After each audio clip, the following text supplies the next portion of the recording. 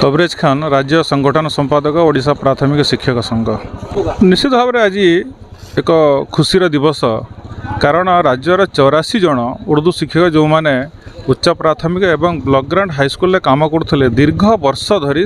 दाबी थिला दरमा वृद्धि एवं सामाजिक सुरक्षा सहित रेगुलराइज करने से जा हो मुख्यमंत्री माननीय मुख्यमंत्री दाबी को हृदय सह ग्रहण करी 7,400 थिला तार 15,000 वृद्धि करछंती। निश्चित भाव में आर्थिक दिगरे आर्थिक मानदंड वृद्धि सहित परिवार आर्थिक स्तर उन्नति हम से आम निश्चित भाव में माननीय मुख्यमंत्री नवीन पट्टनायक एवं माननीय 5T अध्यक्ष श्री पांड्यान सार को हृदय धन्यवाद जनाऊँ।